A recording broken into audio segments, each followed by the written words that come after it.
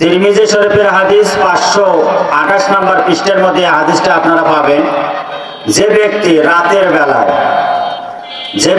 রাতের বেলায় 1 ঘন্টা কোরআনের পেছনে ব্যয় করল, সে ব্যক্তির আমল নামায় 500 নফল নামাজের কবুল হওয়া নফল নামাজের সমপরিমাণ সওয়াব তার আমল নামায় লিখে দেওয়া হবে। সুবহানাল্লাহ। এক 2-3 রাকাত না, 100 রাকাত না, 500 রাকাত নফল নামাজ আপনার কবুল হয়ে গেছে, এইরকম সব আপনাদের আমল নামায় লিখে দেওয়া হবে। কাদের জন্য? যারা রাতের 1 ঘন্টা যে ব্যক্তি কোরআনের পেছনে ব্যয় করলো, সে ব্যক্তির আমল নামায় 500 নফল রাকাতের সমপরিমাণ সব তার আমল নামায় লিখে দেওয়া হবে। আর যারা ল্যাপের ভেতর থাকবেন তার জন্য কোনো সওয়াব লেখা হবে না। অনেক লোক মনে করি বাড়ির থাকি তো শোনা যাচ্ছে আর কৃষক যাই, শুনতে পারবেন, ঠিক আছে, কিন্তু এই সব থেকে আপনারা বঞ্চিত হবেন। আমরা যে নামাজ পড়ি, এই নামাজ আমাদের মসজিদের ছাদের উপরে ওঠে কিনা সন্দেহ আছে, কারণ রুকু যায়া কামারের নাগান ঠুকঠাক করে সেজদা দেয়।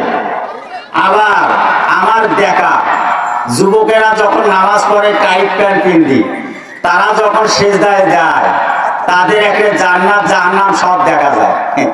তাহলে এই নামাজ পড়ে কদ্দূর কি হবে? আবার নামাজে যখন দাঁড়ায় মনে হয় যে বাড়ির কাজ কাম কি হচ্ছে, এই রকম মন মানসিকতা আসে।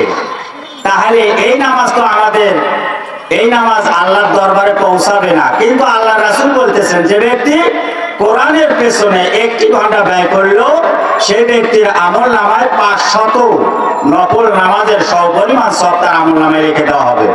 অল্প সময় যার জ্ঞান আছে, বিবেক আছে, আমার মনে হয় যার জ্ঞান এবং বিবেক এখনো মারা যায় নাই, তারা এই হাদিসটা এই অল্প কথাতেই বুঝতে পারবেন। এবং যাদেরকে আল্লাহ তাআলা এই জান্নাতে বাগানে বসার সুযোগ দান করবেন, তারাই বসতে পারবেন। যাদেরকে কবুল করবে না, তারা বসতে পারবে না। ফিল শব্দের অর্থ হলো হাতি। এই হাতিকে কেন আল্লাহ তাআলা হাতি নামে সূরা নাজিল করলেন আমরা কম বেশি সবাই জানি। আবারও বলতেছি খুব সংক্ষেপে।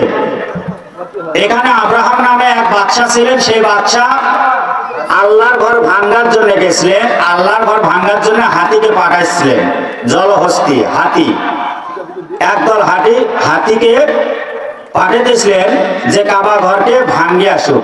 কাবা ঘর কার ঘর? আল্লাহর ঘর। মসজিদ মনে হয় আল্লাহর ঘর নয়, মসজিদ কার ঘর? হয়তো আব্রাহাম বাদশা মসজিদ ভাঙ্গার জন্য হাতি পাঠিয়ে দিছিলেন। সেই হাতিকে আল্লাহ তাআলা কিসের মাধ্যমে ধ্বংস করলেন? তয়রন আবাবিল, আবাবিল নামক পাখি দিয়ে আল্লাহ তাআলা এই জলহস্তি বাহিনীকে ধ্বংস করে দিলেন। সুবহানাল্লাহ। আচ্ছা, সেই আব্রাহার যুগে যে আল্লাহ জলহস্তিকে আবাবিল পাখি দিয়ে ধ্বংস করে দিলেন কাবা ঘর ঠিক করার জন্য, সেই কাবা ঘরের অংশ আল্লাহর ঘর মসজিদ, যে মসজিদকে ধ্বংস করার জন্য আমাদের সমাজে কথার মাধ্যমে হোক, হাতের মাধ্যমে হোক, মুখের মাধ্যমে হোক, মানুষের মাধ্যমে হোক, বলেন তো ধ্বংস করার চেষ্টা করতেছে কিনা? সাবধান করে দেই, যদি মুসলমান হয়ে থাকেন মসজিদের নামে কেউ বিরোধিতা করবেন না, মসজিদের নামে কেউ কথা বলবেন না, কারণ মসজিদ হলো আল্লাহর ঘর। যারা মসজিদের নামে বিরোধিতা করবেন, মসজিদের সাথে যারা শত্রুতা করবেন, তাদেরকে ধ্বংস করার জন্য ওই আব্রাহার যুগে যে আল্লাহ ছিলেন, এখনো সেই আল্লাহ আছে। আমি আর নিচে নামলাম না, আরো অনেক আলোচনা আছে, তাফসীরে গিয়ে আরো হয়তো অনেক কথা বলা যায়, তো সময় হবে না। এখন আসেন, শুরুতেই বলছিলাম নামাজ পড়লেই মনে করি মুসলমান, রোজা পড়লেই মনে করি মুসলমান। এই ঈমানকে ধ্বংস করার জন্য একটা জিনিস আমাদের মাঝে আছে। যাদের মাঝে আছে তারা ওই জিনিসটা বের করে ফেলান, যদি আপনার ঈমানকে ঠিক রাখতে চান। আমি মা বোনদের উদ্দেশ্যে, মা বোনেরা কান খাড়া করেন, আপনাদের উদ্দেশ্যে কয়েকটা কথা বলি, শেষ করব। জাহান্নামী 6 নারী, দেখে নিন আপনার সাথে মিল আছে কিনা। হযরত মুহাম্মদ মুস্তাফা সাল্লাল্লাহু আলাইহি সাল্লাম মিরাজে যায় অধিকাংশ জাহান্নামী মহিলাদেরকে দেখছিলেন।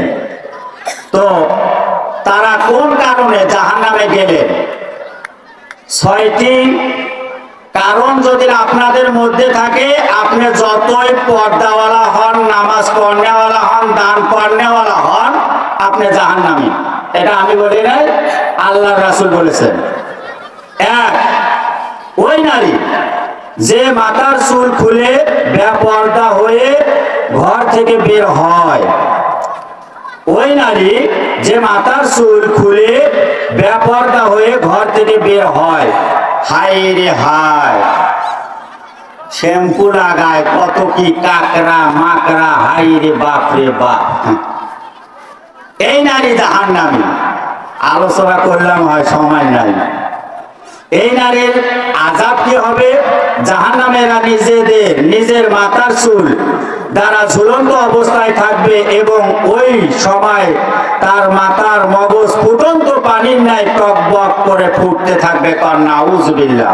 কোন নারী? যে নারী বেপরদা ভাবে চলাফেরা করে এবং যে নারী মাথার চুল বেগানা পুরুষকে দেখায়। 2 নম্বর, ওই নারী যে তার স্বামীকে কটু কথার মাধ্যমে কষ্ট দেয়। ওই নারী যে তার স্বামীকে কটু কথার মাধ্যমে কষ্ট দেয় এবং স্বামীকে সম্মান করে না। স্বামীরা এখন আমার ওপর অনেক খুশি। হয়তো কোনো স্বামী যা বলবে, দেখ তুই লোক সম্মান করিস না, আজ হাদিসের মধ্যে হুজুর কি কইল। স্বামীদের বেশি খুশি হওয়ার কারণ নাই, আপনারও কথা আছে। তো যাই হোক, এখানে ওই নারী জাহান্নামে যাবে। ওই নারীকে এই কষ্ট দেওয়া হবে যে নারী তার স্বামীকে কটু কথার মাধ্যমে কষ্ট দেয়। কটু কথা কি? এর ব্যাখ্যা একটা কথাই বলি, যে আমি সারাদিন কাজকর্ম করি তোমার বাড়িতে, এই জীবনে আমার তুমি কি দিছেন? এই দে 365 দিন, 365 দিন হয় 1 বছর, 64 দিন খিলেছে পড়াইছে, একদিন খালি দেয় নাই। এটার জন্য যে স্বামীকে কথা শুনে ওই নারী জাহান্নামে। এবং যে নারী স্বামীকে সম্মান করে না, এই নারীর শাস্তি কি হবে? তার জিভেটা টেনে বের করে জিভাতে আগুনের রশি লাগে আর জাহান্নামের মধ্যে লটকায়া রাখবে। বর্ষিতে যেরকম মাছ লটকায়া ওঠে। 4 নম্বর, 3 নম্বরটা বললাম না, অনেক কঠিন কথা ভাবে বলা আছে। 4 নম্বর, ওই নারী যে অপবিত্র হওয়ার পর পবিত্রতা অর্জনে অলসতা করে এবং নামাজে অমনোযোগী হয়, এরা নিজ বজ্রগোল বক্ষে এবং হস্তান্তর লটকায়া আবদ্ধ অবস্থায় জাহান্নামের শাস্তি ভোগ করবে। 5 নম্বর, ওই নারী যে মিথ্যা কথা বলে এবং গীবত করে। ওই নারী যে মিথ্যা কথা বলে এবং গীবত করে সে জাহান্নামে যাবে। এদের চেহারা শূকরের মতো ও শরীর গাধার মতো হবে, অসংখ্য সাপ বিচ্ছুর দ্বারা বেষ্টিত থাকবে। নাউযুবিল্লাহ, আল্লাহ মাফ করুক। তাহলে কোন নারী? যে নারী মিথ্যা কথা বলে এবং যে নারী গীবত করে। 6 নম্বর, ওই নারী যে অন্যের সুখ দেখে হিংসা করে। অন্যের সুখ দেখে হিংসা করে এবং উপকার করে খোঁটা দেয়। এদের চেহারা কুকুরের মতো হবে এবং জাহান্নামের আগুন তাদের মুখে প্রবেশ করানো হবে। জাহান্নামের আগুন যখন তাদের মুখের মধ্যে দেওয়া হবে, পেটের নাড়ি ভুঁড়ি সব পেছন দিয়ে বের হয়ে যাবে। নাউযুবিল্লাহ। হাদিস পাবো কোথায়? সহিহ বুখারী 304 নম্বর পৃষ্ঠা, মুসলিম শরীফের হাদিস 80 নম্বর পৃষ্ঠার মধ্যে যে কথাগুলো বললাম এগুলো আমরা পাবো। তাহলে যে নারী অন্যের সুখ দেখে জ্বলে, তোমার কেন জ্বলে রে বন্ধু, তোমার কেন জলে। সাবধান মা বোনেরা, আপনাদের সম্মান আল্লাহ তাআলা অনেক অনেক মর্যাদা এবং সম্মান বাড়িয়ে দিয়েছেন। আল্লাহ রাসূল বলতেছেন ৭৭ জন ওলি একদিক আর একজন মাজাত একজন একদিক, তাও ৭৭ ওলির চেয়ে একজন মায়ের মর্যাদা অনেক বেশি আল্লাহ তাআলার কাছে। কোন সুবহানাল্লাহ। সেই মায়েরা আপনারা বেপরদা ভাবে চলবেন না, স্বামীকে অসম্মান করবেন না এবং স্বামীকে কটু কথার মাধ্যমে কষ্ট দেবেন না। আল্লাহ রাসূল হাদিসের মধ্যে বলেছেন যে সেজদা করার যদি হুকুম থাকতো আমার পরে, তাহলে তোমার স্বামীর পায়ের নিচে সেজদা দাও।